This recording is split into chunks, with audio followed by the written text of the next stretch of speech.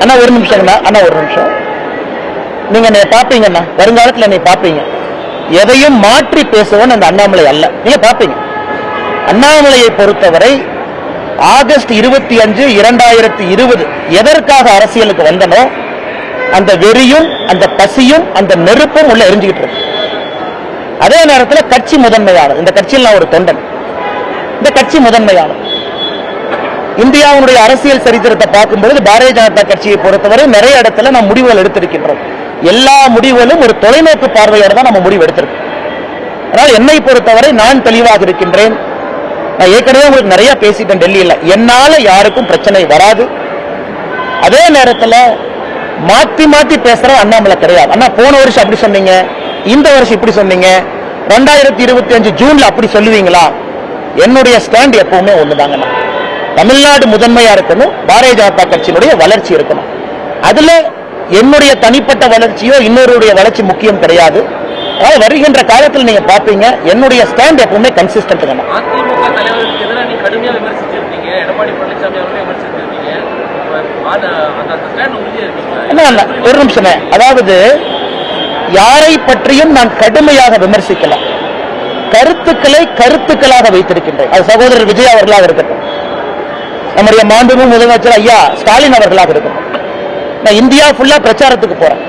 நவீன் பட்நாயக் அவர்கள் ஒரிசாலிருந்து, கர்நாடகாவிலிருந்து, ஆந்திராவிலிருந்து, டெல்லி அரவிந்த் கெஜ்ரிவால் அவர்கள் எல்லா மாநிலத்திற்கும் கிட்டத்தட்ட 13 மாநிலத்தில் இந்த 3 ஆண்டுகள் நான் பிரச்சாரம் பண்ணியிருக்கேன். 13 மாநிலத்தில் எல்லா இடத்திலும் கூட எனக்கான தனிப்பட்ட விருப்பு வெறுப்பா, எனக்கும் அரவிந்த் கெஜ்ரிவால் அவர்களுக்கும் பங்காளி சண்டையா?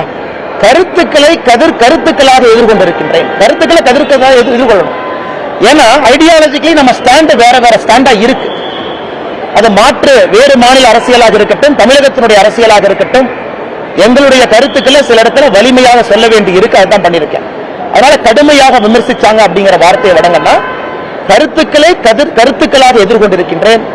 வருகின்ற காலத்தில் நீங்க பாப்பீங்க என்னுடைய ஸ்டாண்டில் எந்த மாற்றமும் இல்லைங்க. ஆனா நான் யாருடைய தனிப்பட்ட இதை பத்தி நான் கருத்து சொல்ல விரும்பலீங்கன்னா, அந்தந்த தலைவர்களை எப்படி பார்க்கறாங்க அப்படிங்கறத அவங்க பிரதிபலிக்கிறாங்க. நான் ஏற்கனவே சொல்லி இருந்தேன், ஒரு மாநிலத்தினுடைய எதிர்க்கட்சி தலைவர் ஒரு நாட்டினுடைய உள்துறை அமைச்சரை சந்திப்பது எந்த விதத்திலும் தவறு இல்லை என்று சொன்னவன் நான்.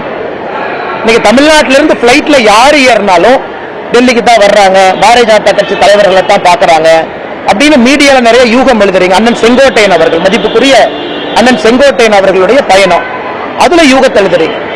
பாரதிய ஜனதா கட்சியை பொறுத்தவரை திரைமறைவில் யாரையும் சந்தித்து பேச வேண்டிய அவசியம் பாரதிய ஜனதா கட்சிக்கு இல்லை. நாங்க எப்பொழுதுமே வெளிப்படையாத்தான் இருக்கிறோம். காங்கிரஸ் போல டெல்லியில் அமர்ந்து தமிழ்நாட்டினுடைய அரசியலை பாரதிய ஜனதா கட்சி எப்பொழுதும் கட்டுப்படுத்தாது. அது பாரதிய ஜனதா கட்சியினுடைய சரித்திரமே சாட்சி. அதனால மீடியால வரக்கூடிய யூகங்களுக்கு நான் பதில் சொன்னா அது தவறா போயிருக்கு. பிளே ஸ்டோர் மற்றும் ஆப் ஸ்டோரில் இருந்து பாலிமர் செயலியை QR கோடு மூலம் பதிவிறக்கம் செய்யுங்கள். செய்திகளை உடனுக்குடன் பெறுங்கள்.